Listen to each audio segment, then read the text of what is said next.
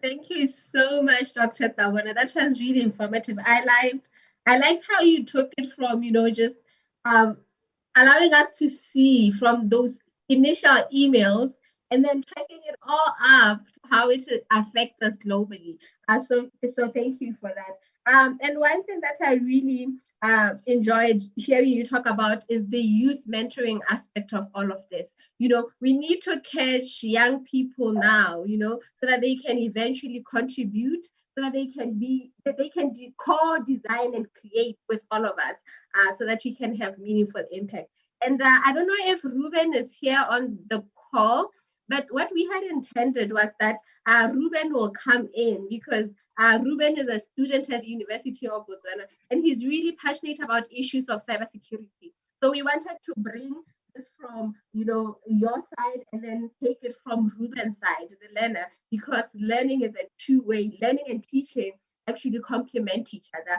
So thank you so much, Dr. Tabona. And if anybody has questions, please go right on the chat. I'm going to call Ruben. Are you here? I can't see you. Okay. So now we are going to go to the chat. On the chat, if you have any comments, if you have any question, please go right ahead. If you want to use your mic, please just raise your hand and then technical will unmute you. But I wanted to talk to this very practical thing, Dr. Tabona, to say, on social media, we kind of forget ourselves. We tend to overshare. And I just wanted to bring you in and ask you, what can we do, especially for young people using using the internet?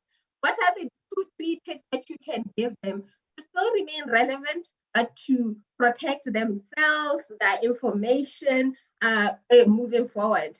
How can we communicate better? All right, thank you very much. Actually, cybersecurity challenges, I mean, they are very complex, but the main thing, one thing that we need to do is awareness, trying to make children aware of the impacts of using technology or different, So that's one thing that you can do. You can try to put all security measures there and there, but there is also always a way to go around it. I think I once asked the students about.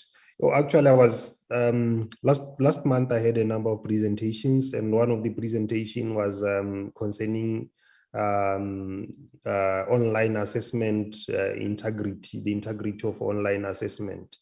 And when I was doing research, you could see like people have many ways of trying to beat technology. So the main thing really is to try and make people aware of the issues that can come with technology. I mean, technology is done by people. There's reverse engineering, where somebody can try to manipulate what is already there. I'll give you an example. In the UK, when there was many bombings in Europe, the UK wasn't affected as much as other countries like France. Why wasn't it affected? Because they were advanced when it came to technology. The smart TVs that you are using, you might not know, they might have a microphone, a camera that is hidden, and they actually admitted that they were doing that. There was the TVs that were being sold, they had a microphone in the TV, and they were targeting people that they suspected that they might be terrorists.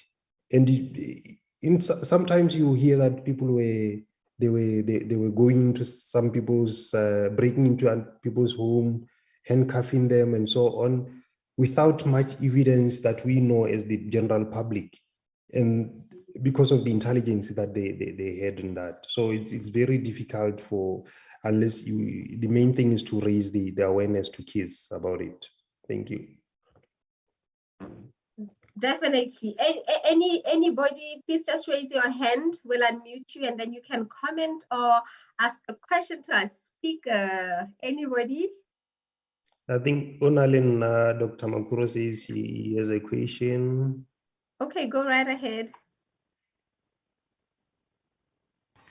Can you hear me? Erra. Okay. Thanks, Dr. Tabona, for your lovely presentation. My question relates mostly to what you mentioned earlier about, the issues surrounding oversharing, both personal keys and things like that. And as we know that the weakest link to any IT system really, first and foremost, isn't the IT system itself, but rather the people using it, right? And as we know, we've got a generation, an older generation that is using these IT systems and not really aware of the issues surrounding information security. And as along the way, we also know that we tend around here to create, to have IT security as an afterthought to any IT system we put in place, right? So my question is really along the lines of, okay, how can we really get the information to the people fast enough that we can maybe stem the problems that are arising? Because as we know, we've got huge problems in this country when it comes to IT security. Really, if those guys like and Hackers Anonymous decide to pay attention to us for a minute, we'd really be all gone. So how do we then move past the reluctance of both IT professionals that are in charge of these systems, as well as getting to the to make sure that all these problems that are